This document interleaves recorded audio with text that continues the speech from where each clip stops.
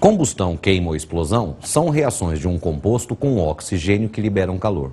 Por isso são classificadas como reações exotérmicas. Esse composto é denominado combustível e o oxigênio denominado comburente. Esse é o tipo de reação química mais usada quando se quer obter energia. A seguir, são dados alguns calores de combustão.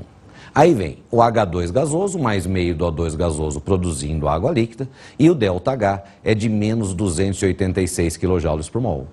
O C2H5OH mais 3 do O2 gasoso, dando 2 do CO2 e 3 águas líquidas, e aí o ΔH é de menos 1.368 kJ por mol.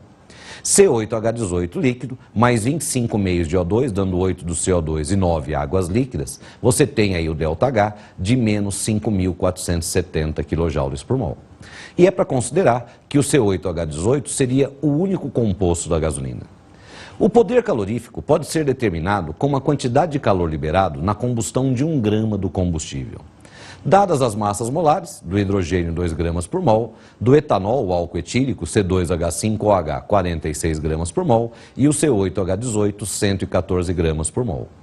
Analise as afirmações. 1. As reações de combustão são exotérmicas e, portanto, liberam energia na forma de calor, ΔH negativo. Quando colocamos uma panela no fogo, essa energia liberada pela chama é absorvida pela água e pelos alimentos, promovendo o cozimento. 2. Estão representadas apenas a combustão completa do etanol e a do N-octano. Porém, esses combustíveis também sofrem a combustão incompleta e ainda ocorrem reações paralelas, produzindo outras substâncias além do CO2 e água. Essas outras substâncias são óxido de nitrogênio, monóxido de carbono e ainda no caso da gasolina, óxido de enxofre. Já o hidrogênio tem em sua combustão a produção apenas da água. 3. A gasolina tem maior poder calorífico.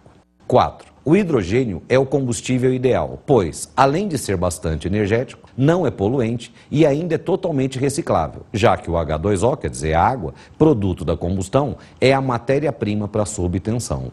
Estão corretas na alternativa A, 1 e 3 apenas, na B, 1, 2 e 4 apenas, na C, 1, 2 e 3 apenas, na D, 2 e 4 apenas e na E, 2, 3 e 4 apenas. Quando há a ocorrência de uma reação química, qualquer que seja ela, um fenômeno químico, significa que nós temos algumas substâncias se transformando em outras substâncias. Quer dizer, são alterações no sistema que provocam mudanças na estrutura. E se eu tenho novas substâncias, obrigatoriamente eu tenho novos teores energéticos. Se por acaso uma substância que tem um certo patamar energético reage e se transforma numa outra substância que tem um patamar energético menor. Então eu tinha aqui um composto que se transformou em outro menos energético. E essa diferença energética é a energia que é liberada aí para o meio. E o que interessa para a gente é falar na energia na forma de calor. E quando nós temos essa energia na forma de calor liberada para o meio externo, nós temos as reações que são chamadas de reações exotérmicas. Agora, pode acontecer de você ter uma substância que tem um certo patamar energético e para essa reação acontecer, ela tem que se transformar numa substância que tem um patamar energético mais alto. Então significa que ela tem que absorver energia aí do meio para conseguir que essa reação aconteça para atingir esse patamar energético mais alto. Essas reações que absorvem energia e o que interessa na forma de calor são as reações classificadas como reações endotérmicas. Mas quando nós temos a notação de uma reação química através da sua equação, como é que nós identificamos uma reação endo e uma reação exotérmica? Essas identificações são feitas a partir, normalmente, do ΔH de uma reação. ΔH é a variação de entalpia. Quando o ΔH é menor que zero, ou seja, o ΔH é negativo, isso determina uma reação exotérmica. E, se dá um de negativo, a leitura é feita exatamente como liberação de calor. E o valor numérico que acompanha o sinal determina, no caso das reações exotérmicas, a quantidade de energia liberada. O mesmo para as reações endotérmicas. Quer dizer, quando você tem um ΔH positivo, determina que a reação absorveu calor. E o valor numérico que acompanha esse sinal de positivo indica a quantidade de energia absorvida para aquela reação ocorrer. Nas reações que vieram dadas, veio lá todas elas com ΔH negativo. Mas isso já veio anotado lá no enunciado, né? Que ele dizia que as reações de combustão são reações exotérmicas e, portanto, liberam energia na forma de calor. E agora nós já sabemos que são as reações com ΔH menor que zero, negativo. Agora, Toda a energia que é produzida, que é liberada por uma reação, ela pode ser aproveitada para outras reações ocorrerem. No caso do fogão, por exemplo, você tem lá a energia liberada pela chama, é absorvida pela água, absorvida pelos alimentos, que vai promover aí o cozimento desses alimentos. Então a primeira afirmação, correta. Agora, na segunda afirmação, ele está falando aí na ocorrência de reações paralelas quando se tem a combustão. Quando o combustível tem carbono, a maior parte do combustível sofre a combustão completa, produzindo gás carbônico e água. Mas uma pequena parte do combustível sofre as combustões incompletas, produzindo monóxido de carbono, o carvão, que é a fuligem. O que entra para a combustão é o oxigênio, mas que vem junto com o nitrogênio. E o nitrogênio reagindo com o oxigênio formam óxidos de nitrogênio. E nos combustíveis fósseis, e a gasolina e derivado de petróleo é um dos exemplos, nós temos os compostos que apresentam enxofre. E esse enxofre reagindo com o oxigênio produz aí o dióxido de enxofre ou o trióxido de enxofre, responsável pela formação de chuva ácida em ambientes poluídos. Então a segunda afirmação também está correta. Agora, a terceira afirmação diz pra gente que a gasolina tem o maior poder calorífico. No enunciado, ele disse pra gente que o poder calorífico é a quantidade de energia liberada na queima de 1 grama do combustível.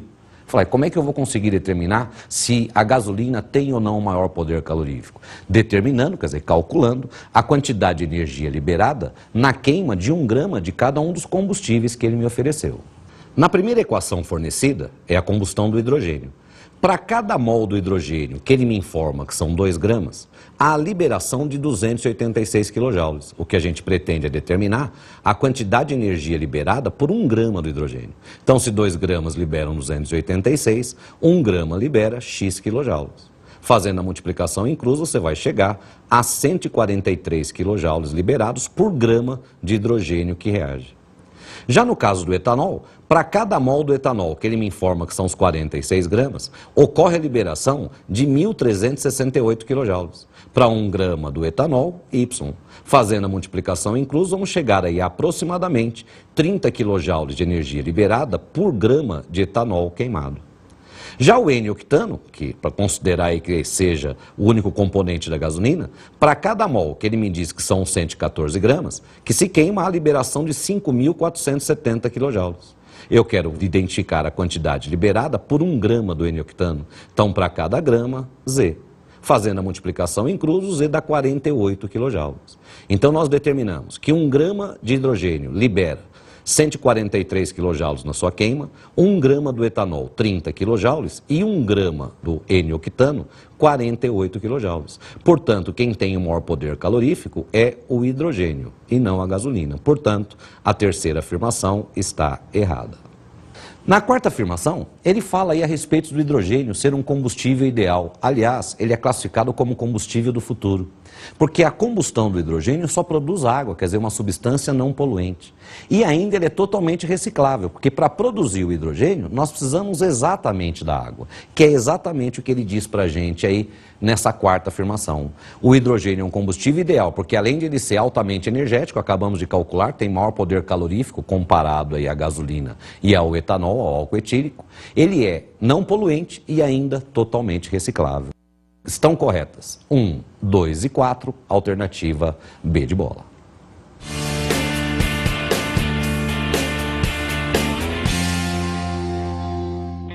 A questão número 2 trata da cinética química. A cinética química é a parte da química que estuda a velocidade das reações. E antes de resolver a questão número 2, temos que fazer aqui alguns comentários. Para se falar em velocidade de reação química, nós temos que começar aqui por uma teoria que é chamada de teoria das colisões, que, como o próprio nome determina, ela nos indica que para uma reação química acontecer, nós temos que ter a colisão, quer dizer, o choque entre as substâncias reagentes. Só que aí a gente já tem que tomar um certo cuidado, porque para uma reação acontecer, essa colisão não pode ser só um resvalo entre as moléculas. Essas colisões têm que ocorrer no ângulo perfeito para cada substância, que são as colisões chamadas de colisão eficaz ou então colisão efetiva. Então, quando ele me informa que aconteceu uma colisão eficaz ou aconteceu uma colisão efetiva, ele está me garantindo que aquela reação química ocorreu. Só Só que para a gente falar em velocidade, eu tenho que pensar na reação desde o seu início, quer dizer, desde quando ela começa. E o instante inicial é aquele instante, aquele momento que você pega o recipiente e nele coloca substâncias reagentes. E a partir daí, nós já vamos pensar aí num trabalho gráfico. Acompanha comigo aí na tela. A reação que nós vamos pegar como exemplo está aí, H2 mais I2 produzindo os dois do HI. No instante inicial, pegamos o recipiente, colocamos os reagentes, estão aí H2 e 2. Quer dizer, agora que eu estou começando a reação, nós não temos nenhuma molécula do HI, quer dizer, eu só tenho as substâncias reagentes. Mas a gente sabe, né, que as substâncias têm aí seu estado de agitação. E é em função dessa movimentação que vão acontecendo as colisões. Uma das informações que essa reação me oferece é essa. Cada molécula de H2 que colide com cada molécula de 2 de forma eficaz se transformam em duas moléculas do HI. Ou seja, você tem aí os reagentes, conforme o tempo vai passando a sua quantidade vai diminuindo, por isso aí no gráfico representado pela curva descendente, e os produtos que no começo da reação não tem nada, está aí parte do zero, conforme o tempo vai passando a sua concentração, a sua quantidade vai aumentando, e por isso representado pela curva ascendente. Quando se fala em velocidade de reação, quando se fala em cinética química, o ponto alto são os fatores que podem alterar a velocidade de uma reação. Quer dizer, o que eu posso fazer com uma reação química para que a sua velocidade seja maior ou menor, dependendo aí da nossa conveniência. Agora vamos imaginar aqui, nós estamos lá num laboratório e eu vou fazer exatamente a mesma reação química nesses dois recipientes que estão aí na tela. Observe que no recipiente A, nós temos a produção aí de uma certa quantidade de gás. E no recipiente B, nós temos aí uma quantidade de gás produzida bem maior. Olha só. Comecei as duas reações exatamente ao mesmo instante. Observando que está esquematizado, qual das duas está acontecendo com maior velocidade? Em B, né? Fala, por quê? Porque é onde eu tenho a maior quantidade de substância produzida em um mesmo intervalo de tempo. Quer dizer, se eu estou lá no laboratório, faço as duas reações, começo as duas reações exatamente ao mesmo instante. Aquela que me oferecer a maior quantidade de substância produzida em um mesmo tempo é aquela que acontece com maior velocidade. Mas eu disse que para se produzir uma substância, há necessidade da colisão entre as substâncias reagentes. Então vamos acompanhar aqui o raciocínio. A quantidade de substância produzida depende da quantidade que reage. E a quantidade que reage vai depender da quantidade de colisões que vai acontecer dentro do sistema. Então, acompanhando de novo o esquema que aparece para você aí na tela. Nós temos inicialmente esse primeiro recipiente com essa concentração de H2 e 2, vão acontecer as colisões e a partir daí uma velocidade. Agora, se eu pegar no outro recipiente, coloco uma concentração maior de H2 e uma concentração maior de 2. Quer dizer, se eu tenho mais H2 e mais I2, é lógico que agora nós temos mais moléculas dentro do sistema, mais colisões entre elas. E se eu aumentei o número de colisões, isso me garante que vai reagir uma quantidade maior, produzir uma quantidade maior nesse tempo, o que determina uma velocidade maior para a reação. Ou seja, se eu quero que uma reação aconteça com uma velocidade maior, eu tenho que garantir um aumento no número de colisões. Agora, se eu criar condições para que esse número de colisões, se a quantidade de colisões fique menor, vai reagir menos, vai produzir menos naquele tempo, o que determina uma velocidade mais baixa. Então quer dizer que alterar a velocidade de uma reação é basicamente se criar condições para alterar o número de colisões. Se eu aumento o número de colisões, a velocidade da reação aumenta. Se eu diminuo o número de colisões, a velocidade da reação diminui.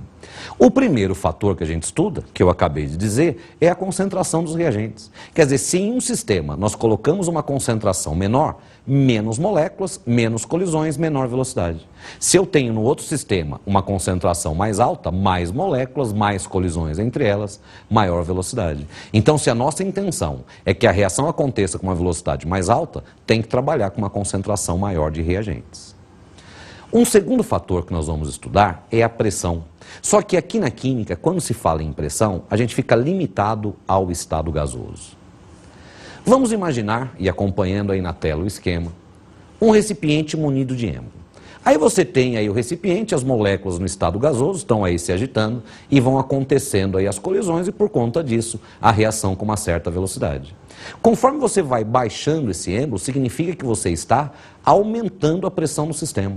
Mas aumentando a pressão, fica claro que você vai diminuindo o volume, né? E diminuindo o volume, você observa que essas moléculas vão ficar mais próximas uma das outras. E com essa proximidade maior, a probabilidade de colisões entre elas também aumenta. E se aumentou o número de colisões, aumentamos a velocidade da reação.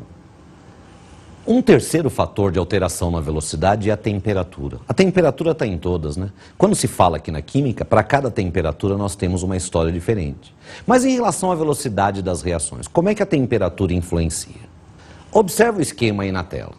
Você tem as moléculas se agitando e em função desse estado de agitação, você vai tendo as colisões, o que determina aí a ocorrência da reação numa certa velocidade.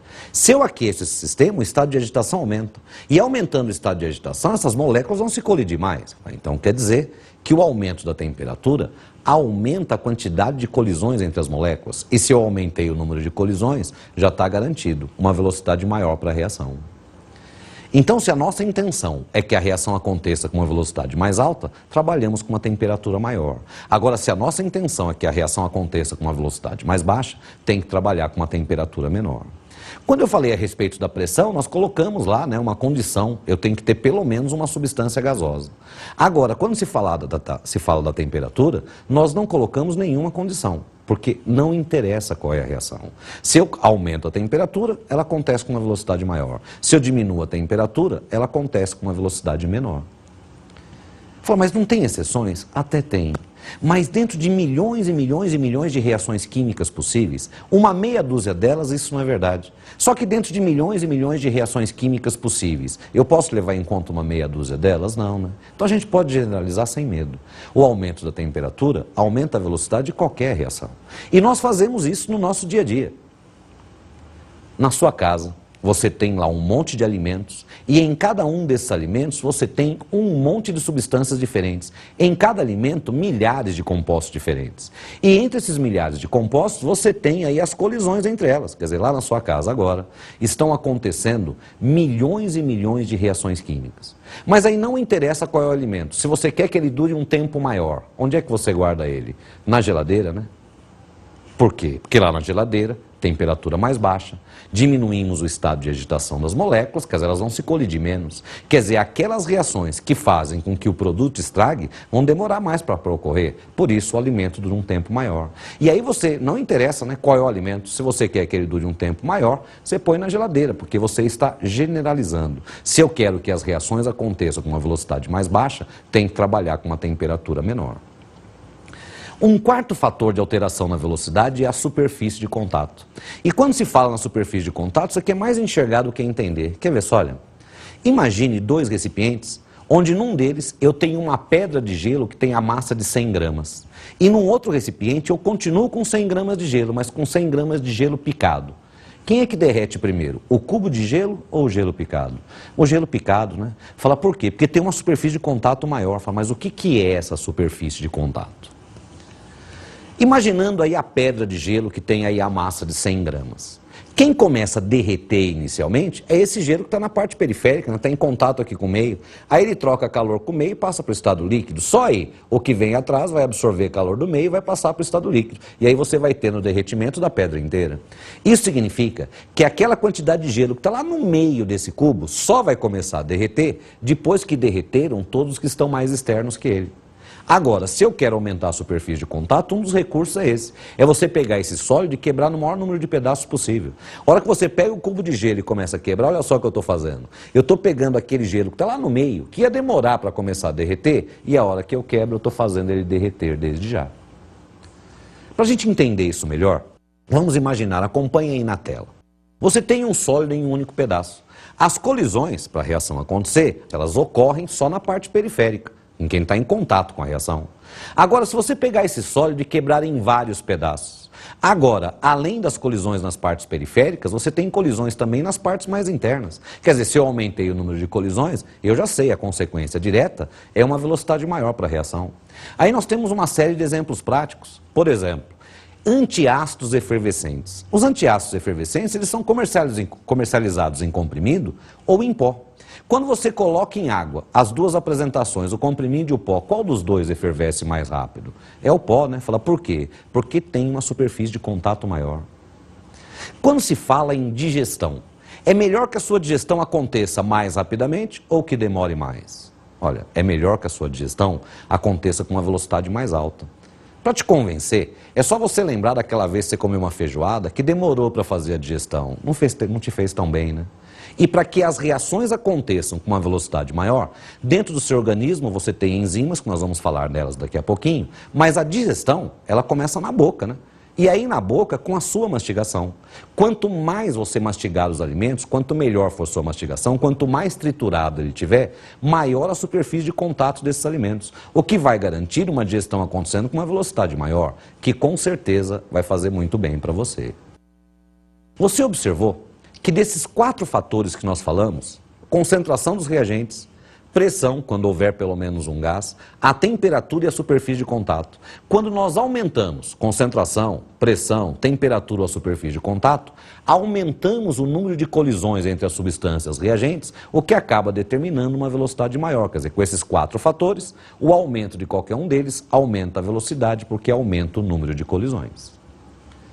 Agora, com essas informações, vamos dar uma lidinha no próximo exercício. Na embalagem de um certo alimento, vem a seguinte especificação. Após aberto, guardar em geladeira, prazo de validade 30 dias. B. Alimentos embutidos feitos à base de carne triturada têm normalmente o prazo de validade muito pequeno. De acordo com as informações, analise as afirmações. 1. De acordo com a informação A, se o alimento após aberto ficar fora da geladeira, o prazo de validade será superior a 30 dias. 2. Alimentos feitos à base de carne moída têm grande superfície de contato e por isso reagem rapidamente. Assim devem ser consumidos em um pequeno prazo após serem fabricados. 3. Aumentando a temperatura e a superfície de contato, as reações ocorrem mais rapidamente, refletindo, no caso dos alimentos, em prazos de validade menores. Estão corretas, alternativa A, 1 apenas, B, 2 apenas, C, 1 e 2 apenas, D, 2 e 3 apenas e alternativa E, 1 e 3 apenas. A primeira afirmação diz que se após aberto eu deixar o alimento fora da geladeira, o prazo de validade dele vai se estender, vai ficar superior a 30 dias, o que não é verdade, né? Porque se eu deixar fora da geladeira, eu aumento a temperatura. Se eu aumento a temperatura, aquelas reações que fazem com que o produto fique impróprio para o consumo vão acontecer mais rápido, quer dizer, eu vou diminuir o prazo de validade e não aumentar. Então a primeira afirmação está errada. Agora, na segunda, ele fala em alimentos feitos à base de carne moída. Quando a gente tritura um sólido, nós estamos aumentando a superfície de contato. E aumentando a superfície de contato, as reações acontecem mais rapidamente. Por isso que quando a gente vai ao mercado e pega lá os embutidos, normalmente, feitos à base de carne moída, à base de carne triturada, tem o prazo de validade bem pequenos. Isso porque as reações acontecem rapidamente. Então, a segunda afirmação está correta. E a terceira, né, o que nós acabamos de concluir, aumentando a temperatura e aumentando a superfície de contato, as reações ocorrem com maior velocidade. E quanto maior for a velocidade das reações, menor é o prazo de validade de um alimento, quer dizer, ele estraga mais rápido. Então estão corretas aí apenas as afirmações 2 e 3, alternativa D de dado.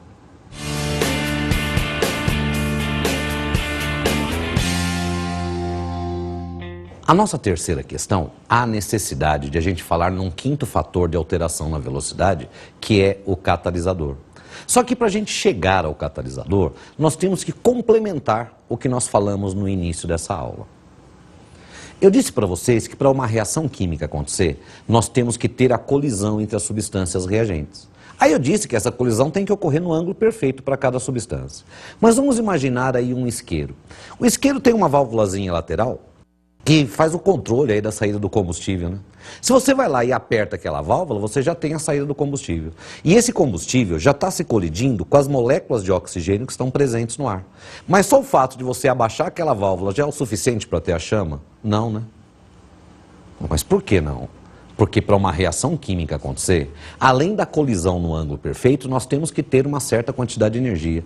No caso aí do isqueiro, é a faísca, né? Fornecendo essa faísca, eu estou fornecendo a quantidade de energia necessária para a reação ocorrer. Então, quando se fala numa colisão eficaz ou numa colisão efetiva, é aquela colisão que ocorreu no ângulo perfeito para cada substância e ainda com uma certa quantidade de energia. Quer dizer, garantiu a ocorrência da reação. Mas por que eu tenho que fornecer energia para uma reação acontecer? Nós vamos pegar aí a mesma reação que pegamos até agora como exemplo, H2 mais I2 produzindo os dois do HI. Só que para falar em termos energéticos, eu tenho que pensar na fórmula estrutural de cada substância. Então aí na molécula de hidrogênio, uma ligação covalente entre os hidrogênios. Na molécula de iodo, também uma ligação covalente. E nas duas moléculas do HI, entre hidrogênio e iodo, também ligação covalente. Quando se estabelece uma ligação química entre os átomos, é para que eles alcancem a estabilidade. Então os átomos de hidrogênio e os átomos de iodo, eles estão estáveis. Para que uma reação química aconteça, a primeira providência que eu tenho que tomar é desestabilizar esses átomos. Para isso eu tenho que criar condições para quebrar essa ligação. E para eu quebrar uma ligação, eu tenho que fornecer energia. Porque olha só, eu tenho aqui uma ligação química, se eu não fizer nada com ela, ela fica aí. Se eu quero que ela se quebre para a reação acontecer, eu tenho que fornecer energia. Conforme eu vou fornecendo energia, ele vai absorvendo. Vai fornecendo energia, ele vai absorvendo. Com essa absorção, cria-se uma tensão nessa ligação e ela vem a se romper. Então, para que uma reação química aconteça, eu tenho que quebrar as ligações dos reagentes e, para isso, o sistema absorve energia. Sempre que eu inverto um processo, inverteu-se também as características energéticas. Quebrar e formar ligações, um é o inverso do outro. Então, se para quebrar a ligação o sistema absorve energia, para formar a ligação ao contrário, o sistema libera energia. Então, quer dizer que toda reação para acontecer absorve uma certa quantidade de energia e depois que aconteceu, libera energia. Absorve energia para quebrar as ligações dos reagentes e libera energia por conta de todas as ligações químicas que são formadas. Se a gente voltar lá no isqueiro, isso está perfeitamente visível. A faísca é a energia que eu tenho que fornecer para quebrar todas as ligações dos reagentes. Aí a reação acontece. E a hora que você tem essa chama, você tem energia luminosa e energia na forma de calor sendo liberada. E todas essas energias são liberadas é por conta de todas as ligações químicas que estão sendo formadas. Mas nós estamos falando em velocidade de reação. E para falar em velocidade de reação, nós temos que pensar num estágio que é um estado intermediário entre o reagente e o produto. E esse estado intermediário é o que nós chamamos de complexo ativado. Acompanhe aí o raciocínio. Você vai fornecendo energia, os reagentes vão absorvendo. Vai fornecendo energia, eles vão absorvendo e vão absorver até que essas ligações estejam praticamente quebradas. Por isso eu representei aí com linha pontilhada.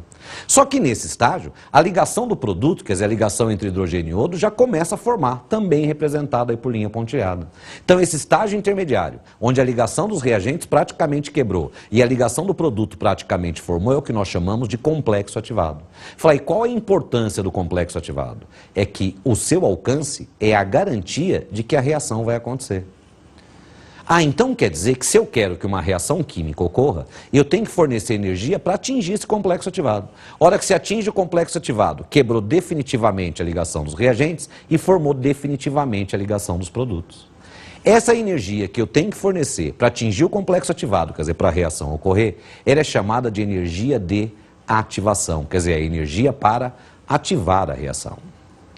Tudo isso que nós falamos, nós vamos traduzir aí para um trabalho gráfico, onde na abscissa nós vamos falar em energia e o que interessa é a energia na forma de calor. Então aí entalpia simbolizado por H e vamos trabalhar aí com a unidade em quilojoules.